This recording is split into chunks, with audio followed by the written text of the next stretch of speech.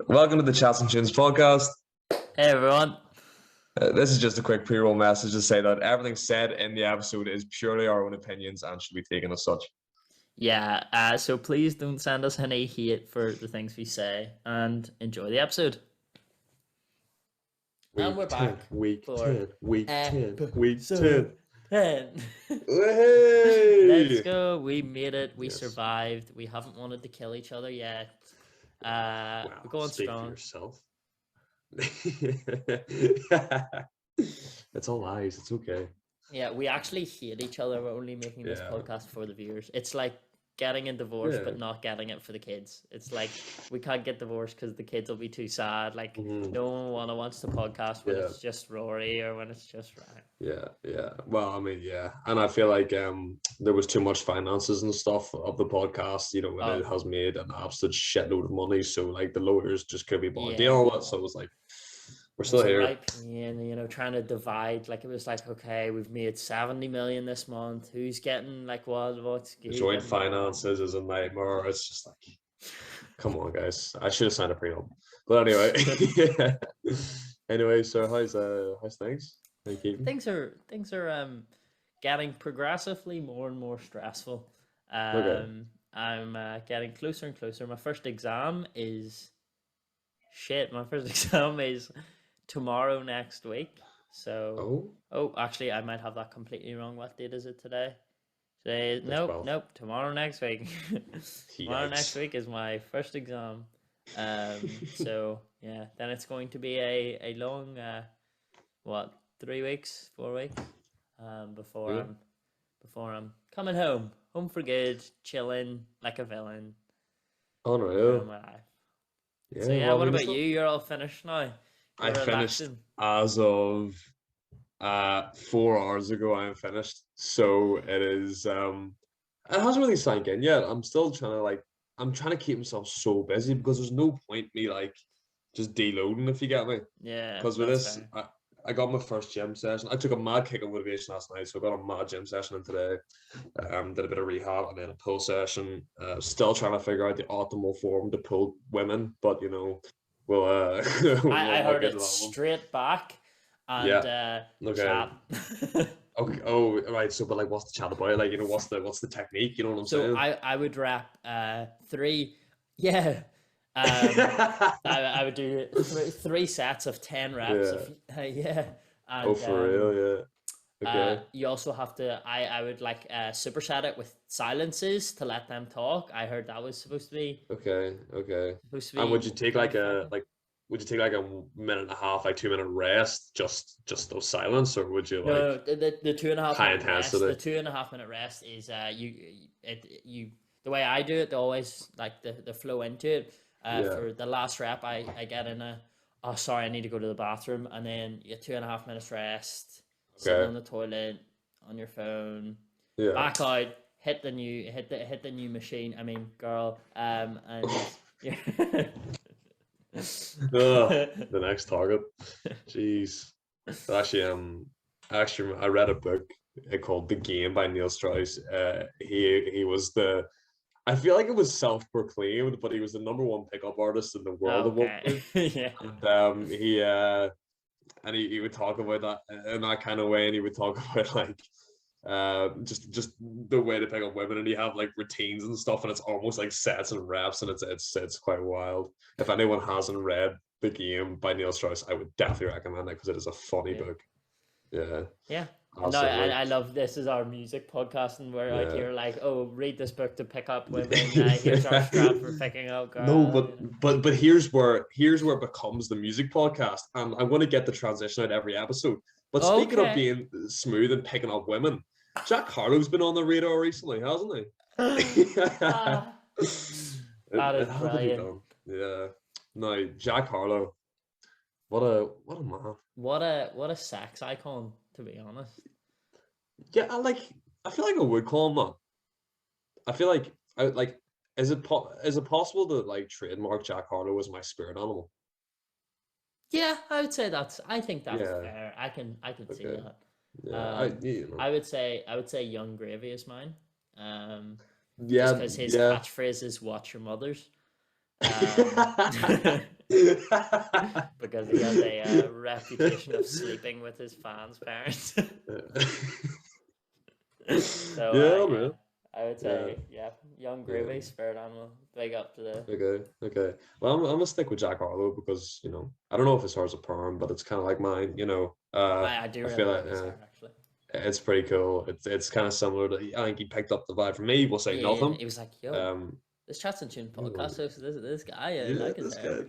Yeah, he said that, and I've also been told that when I order food, I act like him. So I mean, I don't Okay. know whether I take that as a compliment or that I'm just creepy, but we'll say nothing. No, But it's definitely a compliment. oh, you know what? Thank you very much, sir. But on the subject of Jack Harlow, did you get a chance to listen to First Class?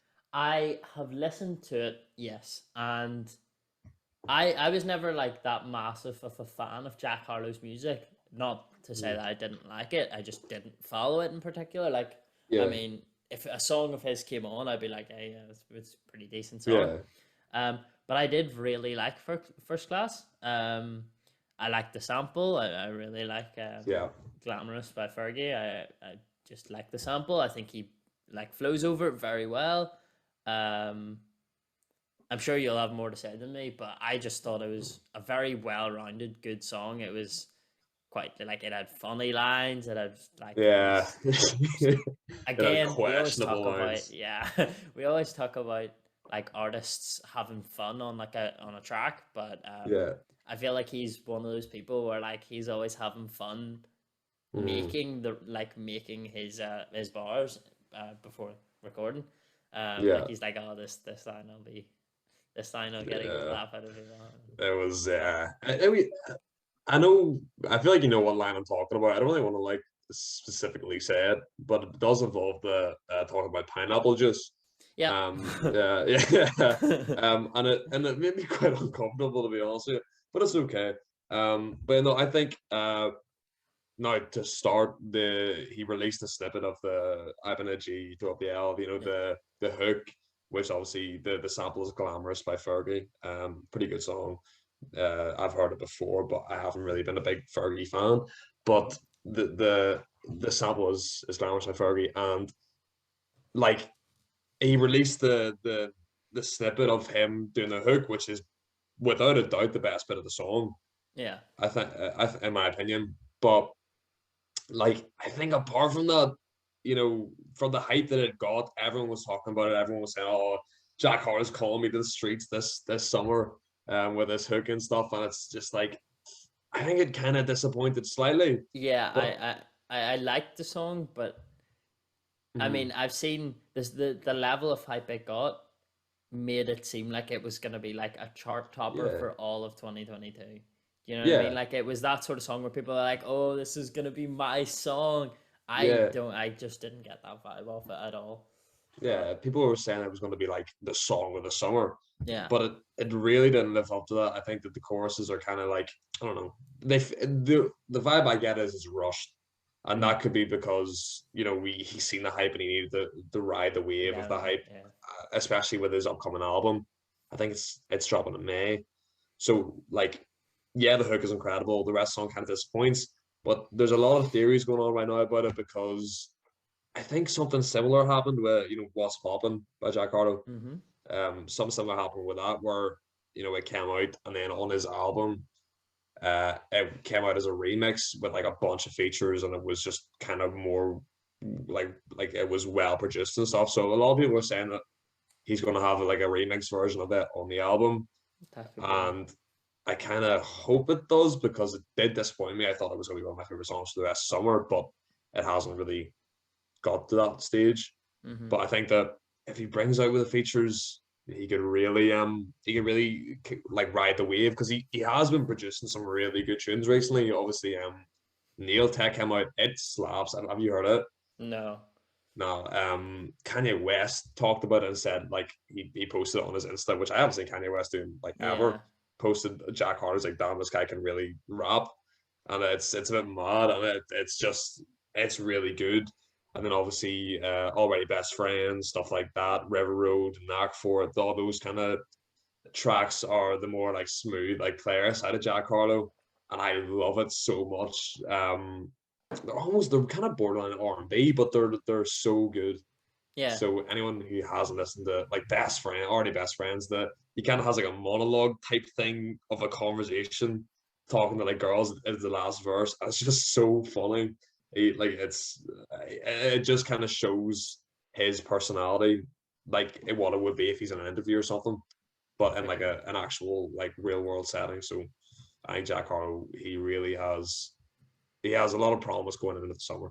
Yeah, Is the I best way to think put it. I agree because like I mean I I think he works really well with other artists. I think that's Mm-hmm. a he's got a strong point. Like I mean some like big songs feature him. I mean he was featured on Dawn the Two. He was featured in Industry Baby as well. Like I mean his verse on Yeah, is one like the most well known of like 2021. That like yeah. send your girlfriend home with my handprint on her ass like everybody knows it sort of thing, and Yeah. it worked really well with that song where like him and Lil Nas X were like bouncing off each other really well. I think the same applies in Donda too. I really liked his I didn't initially like his verse in it, but Mhm. as I listened to the song more and more, I got to like it more and more. Um, but yeah, I think he shows a lot of promise. And by the time he releases this album, who knows? Maybe we'll get a wee album review of it. Oh, it would All be right. weird not to. It'd be Um, quite weird not to.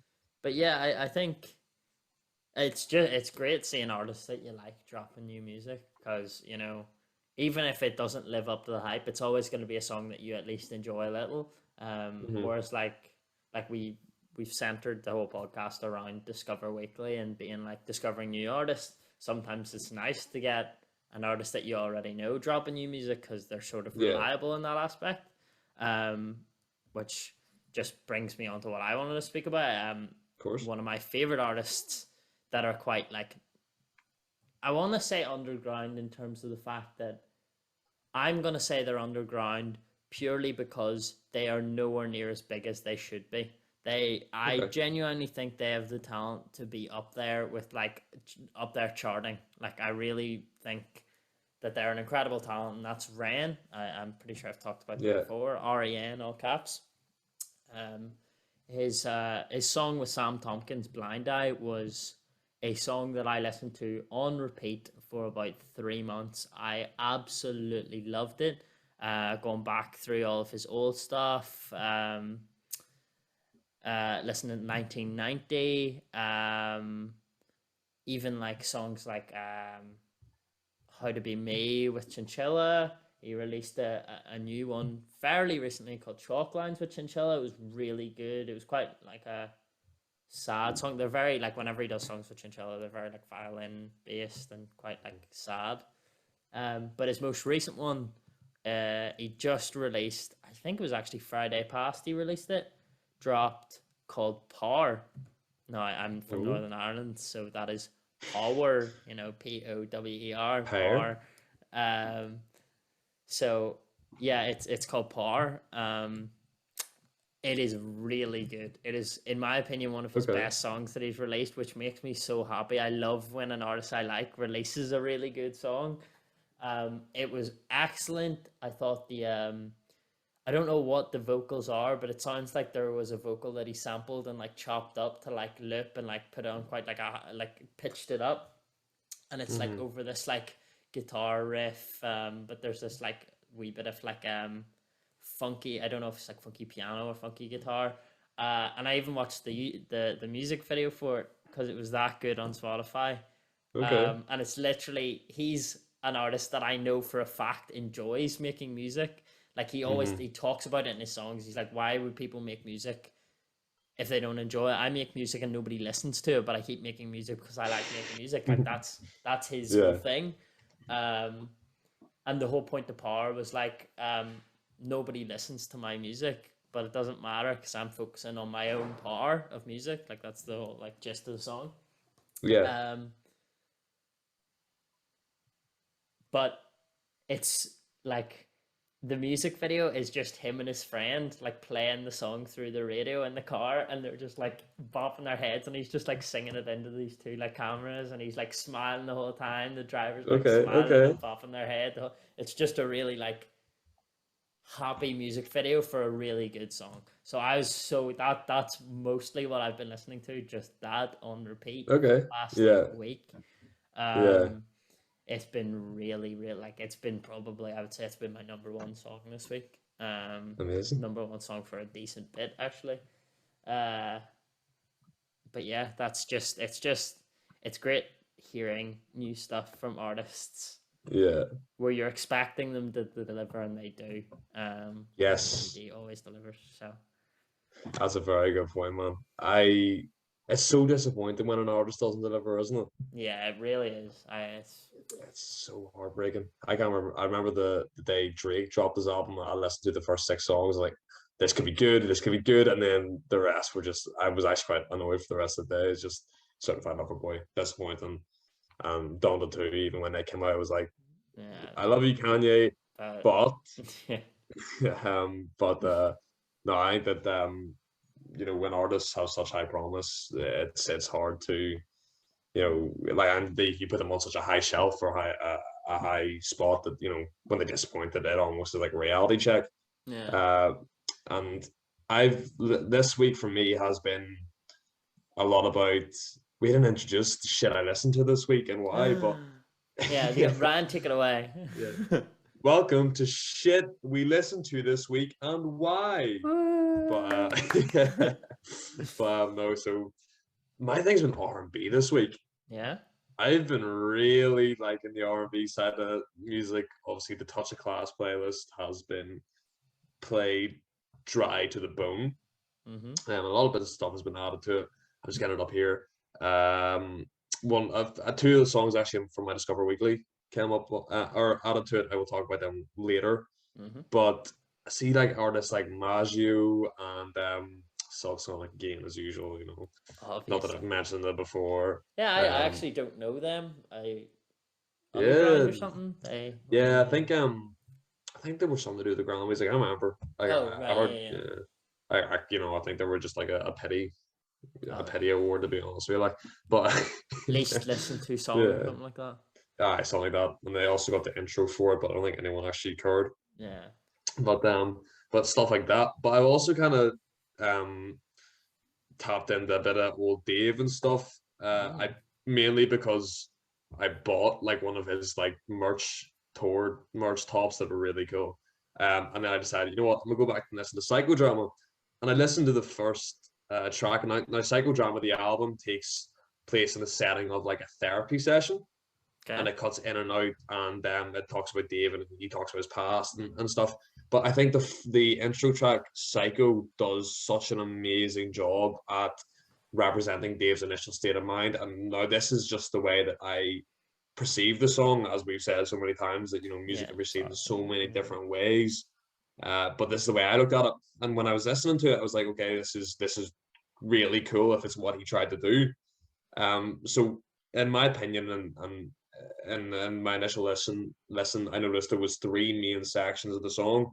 So the intro, like the first half of it, it's the beat and the instrumental are relatively like unstructured, so to speak. I think the beat kind of comes in and out weird. There's this really cool vocal section in the instrumental that it kind of gives just a confused vibe, or like a panicked vibe. And then the timing's strange, and it gives that feeling of confusion and panic and anxiety through both the beat and the instrumental, and as well as that his lyrics are talking about his past and how he had to revive and stuff, but in like a really harsh manner, and how he was involved in violence growing up and all this. And I think it does such an amazing job at matching the beat with the history behind the lyrics and the emotion behind it, because it did come across as really panicky. Yeah. And if that was just the main part of the song, I'd be like, oh, that's really good. But then the beat goes from unstructured to like structured and clear, but it's still like the hard like grind beat. And the beat comes in, and the percussion instrumental is way more like focused, and it talks about. So the first section talks about the past and where he's come from, and the harsh aspects of that. and then the midsection then it talks about it represents like a moment of clarity, but and the fact that a clear beat comes in and the clear instrumental and stuff, and um he talks about his current situation and his present and a bit to his future, but it's in respect to his like inflated ego. So he's talking about how he's a top boy, how he's a hit maker, how what's the point of being the best if no one can see it and all this. And he's really talking about, he said he wants to take a pretty woman for a test drive, and he just, that all the things that fame brings, that look amazing from the outside, but probably you'd really struggle with. Yeah. And the flow in this is incredible. I was showing my friend David in the gym this morning. It was so good. And I just had my head bobbing and made the workout playlist. It's such an amazing section. And then the end of the verse talks about like, I'm arrogant, I'm this and this and this and this and that.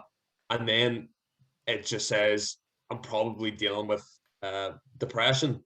And then the whole grimy section just stops, and there's just this really beautiful piano melody, and it's just like it represents a moment of realization and a moment of like, oh, my head's fucked.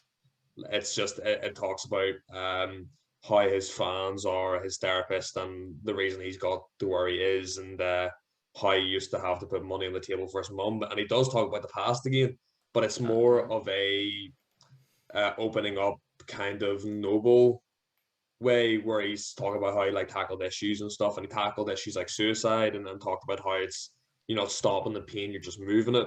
And it's such an amazing way to structure a song, especially in the setting of like a therapy session, because it goes through the stages of his mind, where he's confused, he's panicked, he's worried, to nah, I'm fine, I've got all this, I've got the money, I've got the women, it's all fine, to oh shit, I quote, it's like I'm happy for a moment, then I'm sad again. He has chronic depression and all this, and he's just opening up, and it's such a beautiful song in that respect. Now I could again just be waffling out my hole and having a clue. That's the way I interpreted it. But I think that whole album is incredible in that respect, where he talks about, the next track is Stratum. He grew up in Stratum, and he talks about all the violence and stuff that he kind of briefly mentioned in the start of this track. And then he talks about so many other songs like Screwface Capital and Location and Purple Heart. They all kind of talk about girls, but they talk about more of the Starlight Dave that we got to see recently, where it's like, he wants this one girl and not the fame side of things, not taking them for a test drive, as they say. But I just kind of wanted to briefly talk about that, because I thought that now everyone knows Dave's a lyrical genius, anyone who's like listened to him, but I didn't realize how deep his instrumentals went until I kind of listened to that song. So I think it's maybe a part that's kind of looked over about Dave, but I think that he really isn't lacking in any of those departments. Yeah, I think when it comes to like technicalities of music, I would say Dave is up there with some of the greats. Like he really is. I would put him up there in terms of like lyricism, like with Kendrick Lamar. I put him up there. I would say because like I've seen so many things of like people analyzing his lyrics and being able to be like, he said this one bar, and from this one bar you can pull 4 different things from it. Like you can say, okay, well he meant it this way, and it also means this, and it also means this, which leads into this bar, and the only other rapper or any other lyric like artist that focused so heavily on lyricism was Kendrick Lamar, where like I saw I was actually on TikTok today, and I saw a TikTok, and it was about a song that Kendrick featured on that I'm so annoyed I that seen the can't exact same video. The nostalgic or nostalgia, and he features on he's the entire second half of the song. Is it him and J. Cole? Is it? No, it's something else. It's oh god, it's gonna make me really annoyed. Actually, I'm gonna let me pull up, because I know the name of the song, so I'll be able to pull up who the artist is. But I remember that because he raps and he always mentions 9 and 10, and when you add up the 9s and 10s that he says, it's 87, and that means something. And then there's 36 involved in there, and that means something. And it's like, it's so weird. It talks about like cocaine and stuff. It's mad. But I think in that respect, I think that shows that, like, yeah, Dave is definitely up there, but it shows that Kendrick Lamar is just the unopposed ruler of lyricism and music. Yeah, no, I mean, because that, like, seeing that, the, like, because I saw another one of Dave's lyrics, but I can't remember it as well. And it was about, like, talking about a bus line or a train line. I can't remember which one. And it was like cutting through something, and it was the same way as cutting through drugs, because he was talking about a brick, and it was just there were so many things. I can't I know what you're see talking all of about. them. It's so annoying. None of this is coming up. Yeah. It's just coming up with, like, I'm sure I'll be able to find it for the next episode.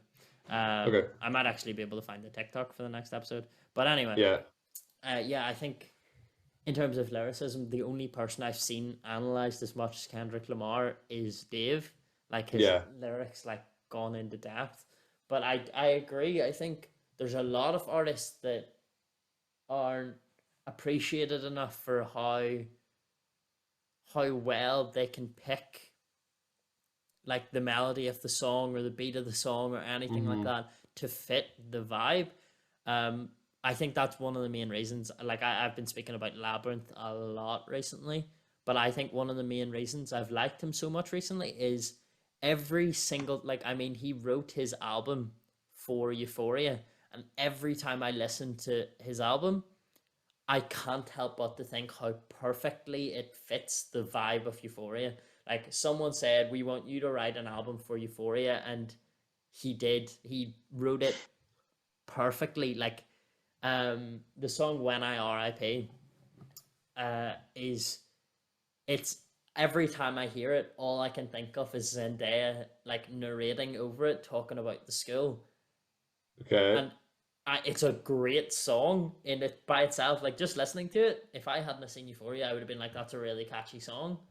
But having seen Euphoria, I think it's a great song, because I think he saw what the show was about and went, I'm gonna make a song that fits this vibe so well. And I mean, like, even Nate's growing up, when I RIP, like I said, I'm tired. Like, every single song fits the scene that it's played in to perfection. Other movies, they'll pick a song that fits their vibe of the movie. I've never seen an artist write a song for a movie that fitted so perfectly, that wasn't like just orchestral, you know. Like, I've talked to you about, and I've said on the podcast last week about, like, the orchestral pieces in, like, Pirates of the Caribbean or Harry Potter or The Lion King. Like, it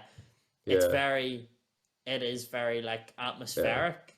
So it like does some create an binary atmosphere. sunset in Star Wars.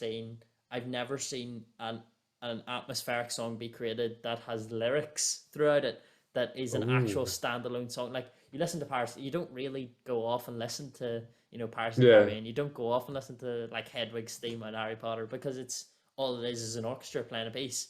But you could just go and listen to Labyrinth stuff as a song, and then it also was written to work for a show, and it did a really good job. So I think creating a beat, a melody, everything to match a vibe is so underrated. It's criminally underrated, and I think Dave's really good at that as well. So I can see where you're coming from. The song was called Nostalgia by Pusha T. Pusha T. I didn't want to say Pusha T because I didn't know Pusha T. Yes. And but it's amazing. The song is split perfectly in half, for one half Pusha T, one half Kendrick. Kendrick talks about 36. And all the 9s and 10s add up to 36. 36 the number of bars. It's also the number of ounces in a brick or something like that. It's mad. But... he says the 10s and 9s add up to 87. And he was born in 1987. And he then used 9s and 10s for 19. So for 19. 7, And it talks about there's 3 9s and 6 10s. And there's 30, 36 bars in the song. And also 36 sips is an ounce of cocaine, which is a brick. And like, it's bricks, mad. And like, every verse is a brick. And he says, like, it's mad. I don't understand how you can be so gifted in rapping, man. That's but that's what I mean. Like, you hear that, I guarantee there's no way first listen through anybody's like, oh yeah, there's that about what he's rapping Yeah. about. There's that, and there's that, and there's that. You can't do that. You have to listen to these songs focusing purely on the lyrics to pull that Hmm. apart for Kendrick Lamar. It's the same with Dave. If you want to pull out meaning, you need to focus. You need to actually Yeah. sit down. I it it kind of all it reminds me of listening to like a Bo Burnham special. Um, Okay. he's a he's a comic who or a comedian. I know there is a difference, but I'm not too sure what it is. Um, what who made a live like became big because his jokes were songs. Like that was where his comedy came from. He made songs that were funny. Um, but I really enjoyed watching Inside on Netflix whenever it came out. I thought it was an absolute masterpiece. Um, but to actually find it funny or to really understand what he's singing about, you have to be paying so much attention. Like you can't just have it on in the background because Okay. all you'll hear is like music, and half the time it's deliberately shitty music, but the lyrics are funny, and that's kind of the point. Like I remember I watched it with a group of friends, and one of the friends and me, we both knew Bo Burnham, and the two of us were watching it so intently because we knew you had to focus to enjoy the jokes, and the other Yeah. ones we finished and they were like, wasn't that good? And we were like, Hmm. that's because you didn't pay attention. This was our first time seeing it, and we knew how funny it was at the end because we paid attention. I feel like with Kendrick Lamar or Dave, they're not songs you put on in the background do other shit to. If you Yeah. want to pull a meaning from it, or if you want to hear what they're rapping about or hear what they're singing about or whatever, you have to sit down and listen to the song and that be Hmm. the only thing you're doing. You know what I mean? Yeah. And I think that's impressive to a whole nother level. Like It is. it's Yeah. really It's like an art form. yeah Like I think the Kendrick, especially in his old stuff like the Pimp a Butterfly, that really kind of takes yeah preference where it is more focused on his lyricism rather than his instrumentals. mm-hmm. Now some of my favorite songs from that album are like the likes of I, which is in my opinion more instrumental focused, but then Yeah, you've got songs like definitely. You, which is like praised as, you know, an incredibly underrated song. Mainly, like the beat isn't great. Yeah. At the start, it's really strange. You know, it's really like grimy. It's just some guy screaming, but apparently it's one of his best songs. Now, I haven't done a deep dive into it, so I will need to do that for maybe the next episode. But I think that, and even like in Dam, I think that song tracks like Love and stuff, instrumental is kind of more focused, and Mm-hmm. maybe that's because he's trying to appeal to a wider audience. But there is still Kendrick in there. I think Kendrick he's the one to really grasp his music. You like absolutely do need to like nearly study it Mm-hmm. and study the lyrics. I think Dave is more like to understand the full depth of Dave. Yeah, it could help if you sit down and like study it, but I think that Dave's kind of more of an easy listen in that respect. Yeah. And maybe that's on purpose because I don't really think anyone in the UK that I know, apart from like me and you, really like to take a deep dive Yeah, go into songs into in depth. yeah. I mean, I was told by one of my mates that I think too much about music just because like I didn't put a playlist or song in a playlist because it didn't match the vibe. Nah, Never mind. you can't think Yeah, too much about music.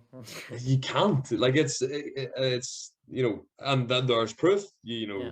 You just think, oh yeah, that's a catchy song. Like no, it's Kendrick Lamar It talking is about a masterpiece is it what it is it is. is a masterpiece of lyricism, and it's yeah, it's incredible, man. But Yeah. I think that there are two staples in that industry. Yeah. It's just I want to bring up a couple other things. One of the things is I actually found another TikTok account that I think you would like. Okay, I'll maybe send it to you after this episode. But yes, it's please do. basically what the person on the TikTok does is he picks a song that's relatively well known, and what he does is he shows a song, and then what he does is he'll like loop it or he'll chop it up and he'll pitch it, and he shows what he's doing at each section to Hmm. like change the song and transition it from the original song into a sample used by But like for example, the most obvious one in my head is GOMD by J. Cole. It shows like the original song, and when you hear the original song, I can't remember what it's called for the life of me. It's something to do with, like, My Family or something like that. And it shows the original song, and from the original song you can't hear at all where the sample came from, and then it shows him like cutting out like lyrics and like looping them and pitching them up a shit ton, and as soon as you start to hear the chops being looped and stuff, you're like, oh, that sounds really familiar, and it gets pitched up, and as soon as that starts playing, you're like, oh my god, and it transitions into like GOMD, or transitions into like a really good example is like Bound 2 by Kanye West, the original song Bound, or what I think it's called Bound. I think it's who's it by though? I can't remember, but it shows like the original song being sang and then chopped and then put into the song, and stuff like that. And even like for Better, Faster, Stronger, Harder by Daft Punk, which then like where their sample came from. And then it shows so it goes from like the original song into Better, Faster, Stronger, Harder by Daft Punk, and then sampling that and using it in Stronger by Kanye West. Okay, that's sick. Really, Bound, really good. Bound is by the Ponderosa Twins +1. Yeah. It's a really good song. But that's you definitely need to send me that. I've seen quite a few things of that. And I think there's a video of Kanye doing it live where he samples, he like live cuts is it PYT into one of his songs live like in a concert, which is really cool. But I think that and we talk about Jack Harlow, his sample recently. I think that's not like sampling, it's class in the music industry. I think some of my favorite songs come from it. Obviously Kanye, he samples literally everything. All his older stuff, even I'm just trying to think. Through the Wire is a sample of Through the Fire. But yes, that's the first one. That was his. I think it was his first real release, wasn't it? It was his. I think he released Through the Wire. Yes, Through the Wire was his first release. Then he got his album. In prep for the album, and he spent a shit ton of his own money to get Through the Wire out as a music video as well. Yeah, rightly so. Look at what it's done for him. What he did. But then you look at like Touch the Sky, All Falls Down, Stronger, obviously. But those are just ones that come off the top of the head. But there's another one, Good Morning as well. Good Morning. Oh, it's it's I think it's the Jackson 5 stuff, wasn't it? I think it is the Jackson 5. Well, sure, I'll send you the TikTok account after, and you can. I literally binge watched. I was looking at like J. Cole samples, Kendrick samples, loads and loads of Kanye samples. Saw a couple of samples for like apparently is it XXXTentacion? His songs sampled BMW, like sounds made inside a BMW car. Like, serious? Yeah, like starting up the engine, he sampled that sound. He sampled the sound of like changing gears. He sampled like stuff like that. I was like, that is mad. That's really cool. Good Morning is a sample of Elton John, Someone Saved My Life. That's what it is. I knew it was an artist that I really like, but I didn't know if it was Jackson 5 or not. I'm thinking of another song. Yeah, they sampled PYT. Yeah. But no, I think like even Otis, that's another sample. Yeah, Otis, but there's just too many to even think of, to be honest. I'm not gonna keep going. Yeah, we love you, Candy. But but I wanted to talk a wee bit about Knox. Mm-hmm. Now Knox is, I think I mentioned him a few times before, he's an amazing artist from the UK. I wouldn't call him underground anymore. I think he's got 2 million monthly listeners now, but he never really had that when I started listening to him. Mm-hmm. But Knox is an incredible storyteller. Now that's the other side of music that I like. Lyricism's class, but if you can't really tell a story with it, what's the point? But Knox, he can tell, like, he tells a story of the UK, like roadman trap, and he in Home, for example, an amazing song. He talks about coming home and like to to his mum and stuff, and mum's trying to get him to come home, but he's out with the men, and he's obviously breaking the law and taking part in violence and stuff. And it's an amazing track. But he's released a few singles recently. He's released Nice and Good, dropped there a few weeks ago, featuring SL. It's really good. Leon the Professional, it's great. It has a very famous sample, but I can't remember the name of it. But it's class, and the storytelling in it is brilliant as well. And Alpha House, he's released quite a few actually. Maybe 4 or 5 singles, but he's releasing an album on May 6th. No, and it has me really, really excited because I think Nux is one of those artists that I hold at that such a high pedestal, because I don't think that he's dropped a song in a long time that I haven't enjoyed. Yeah. Los Polos Hermanos, incredible song, probably one of the songs of my summer. But like, I think that definitely be on the lookout for Knox, man. When he drops his album, it's called Alpha Plays, May 6th. Yeah, I saw you post the Instagram post of him saying about his upcoming album, which like it's really good to know, because obviously we were expecting a Shawn Mendes album, never came. Chance the Rapper album, never came. But it is looking like there's a couple of apparently Camila Cabello dropped an album last week. I think it was on Saturday she dropped her album. And it features like Ed Sheeran and stuff like that. It's got a couple of features, so I might give it a listen. I'm not particularly a big fan, but I don't dislike her. I think she has some decent songs. But yeah, I like it's.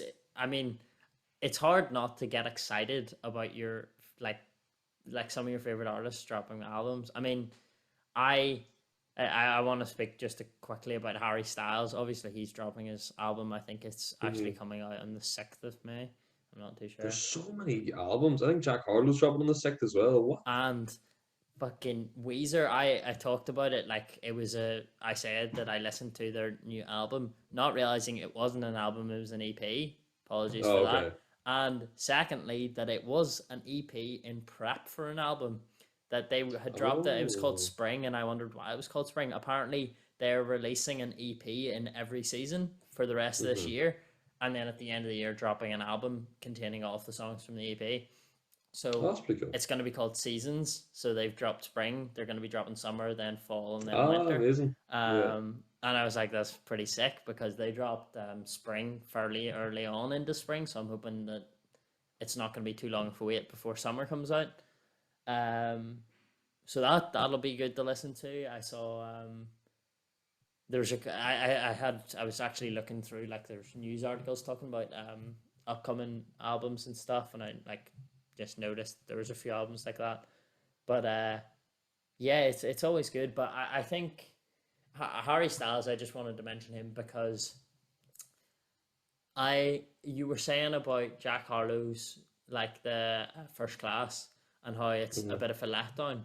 I think it is very disappointing, but sometimes there are certain types of songs, we've talked about it before, that it takes a while before you start to like them.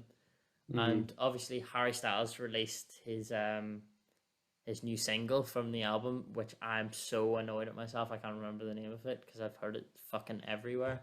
I think I know what you're talking about. I don't know the name either. My girlfriend is a massive Harry Styles fan. Used to be a proper fangirl. No way. And she got up we were already awake, but she got up out of bed at 12:15 to watch the YouTube video, like the music video, as soon as it dropped.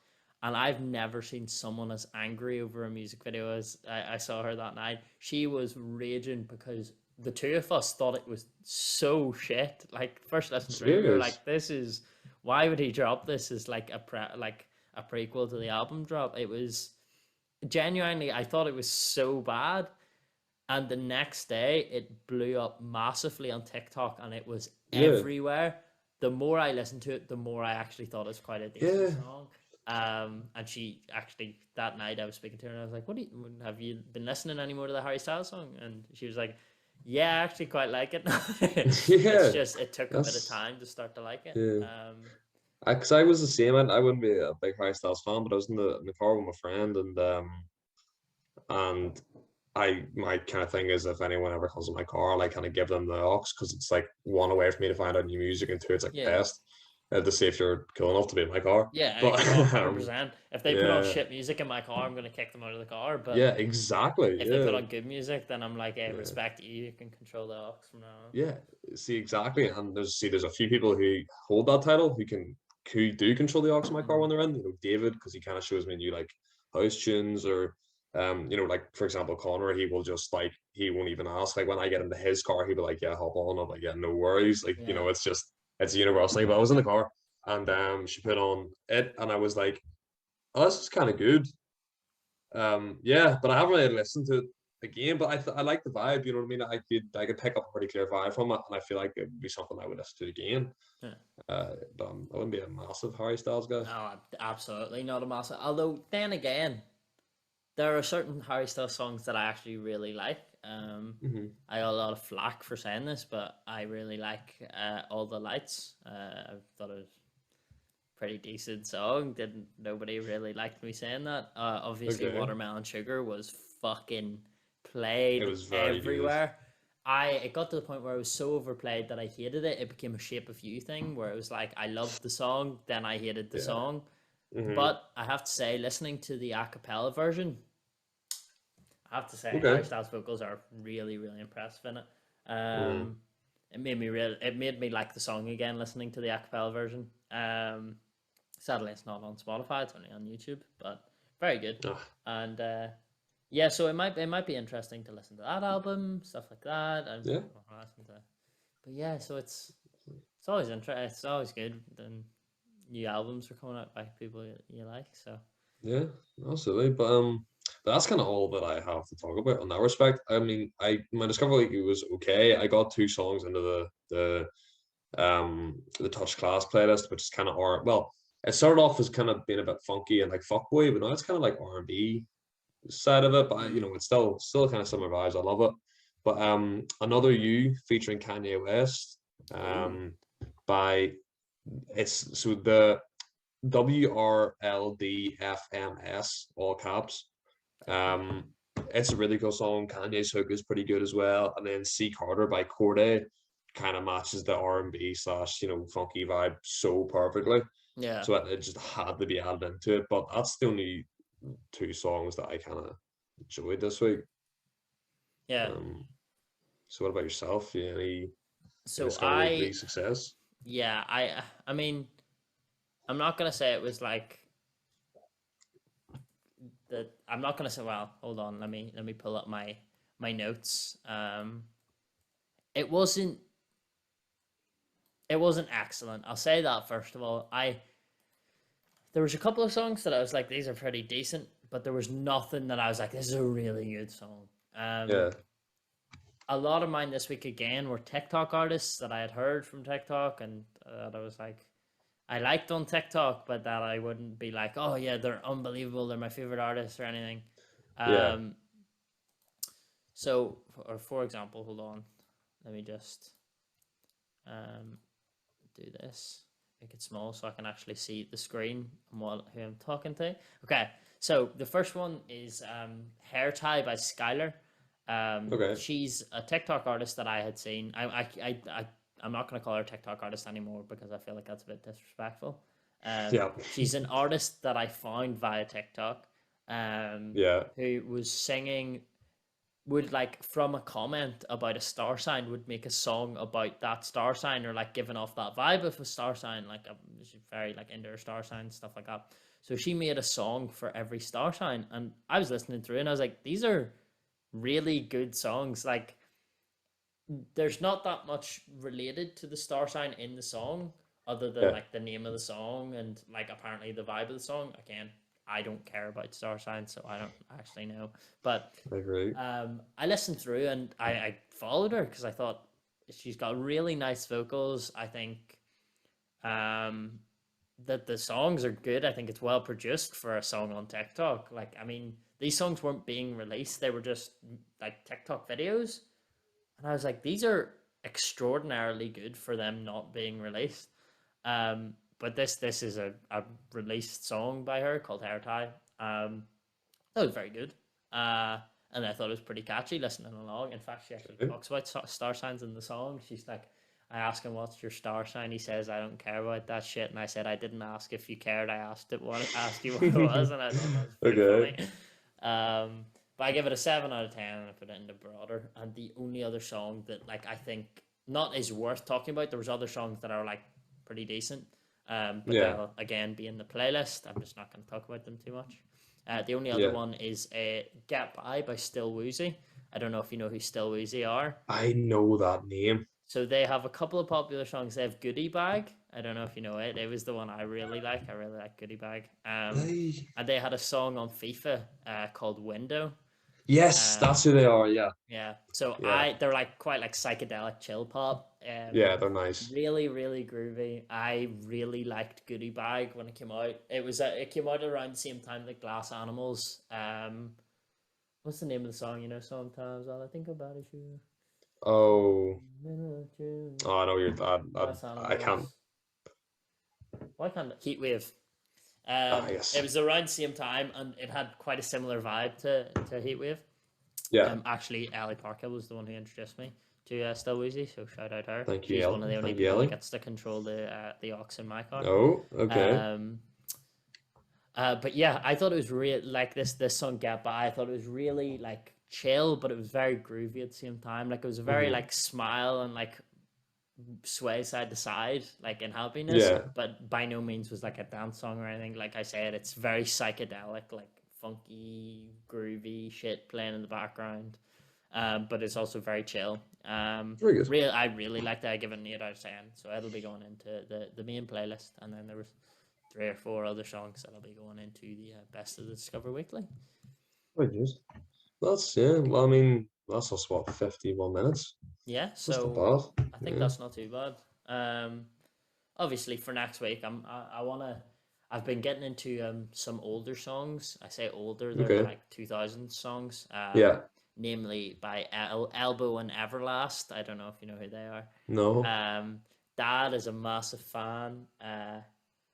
And just to name a few songs, they like on One Day Like This came on the radio. The only reason I'm bringing up that I'm going to listen to them is One Day Like This, which is by Elbow, came onto the radio, and it is like the violins in that song and the electric guitar in that song is fucking class. I remember hearing it in Dad's car when I was probably 8, 9, 10. And being like, I fucking love this song. Which made me then listen to more songs by Elbow. Grounds for Divorce, really good song. Actually, really, really good song. The electric guitar in it is fantastic. I think you would actually really like it. Just the electric guitar, but Everlast have really good songs like White Trash Beautiful, Blinded by the Sun. It's very like raspy voice, electric guitar focused. It's kind of like, it kind of reminds me a little bit of like Nickelback. Okay. Disappointing to say how much I like Nickelback.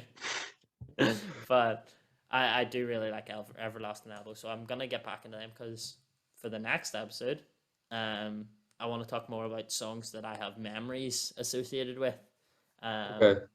So a lot of like those memories will be associated with like nostalgia episode in the car and put on. Yeah, so keep an eye out for episode 11. Boggling nostalgia episode 11. Yeah. Hey, nostalgia. We can talk about nostalgia now that we're gonna. Oh my god.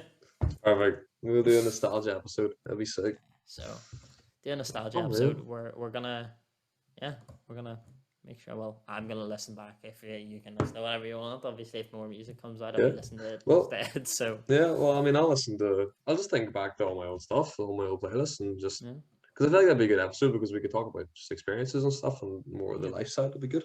Yeah, because we've spent a lot of time talking about emotions and vibes associated with songs, but I think aside from emotions, I definitely tie songs to memories. Like Black Eyed Peas songs associated with my birthday, like it's very heavily associated with different, like I can think off the top of my head maybe 6 or 7 songs just straight away that I know that I associate with a specific memory. So yeah, absolutely. I think that'll be a good episode for next week. But until then, I don't really have much else to say. Yeah, I think that's me as well. close out the episode then. So yeah, it was lovely chatting about music as per usual, sir. As per week 10, week 10, let's baby, go, let's baby. go. It's crazy though. Like this is it's mad. We've done that's 2.5 months of this podcast. That's wild. That's wham, like that's so ridiculous. But yeah, you know what? It's been a blast.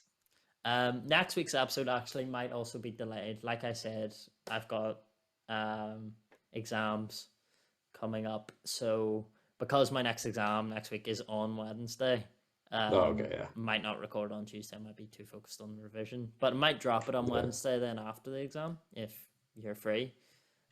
If you want to even just rest up, we can do on Thursday, whatever you tell me. I have an exam on Friday, so I can't do Thursday.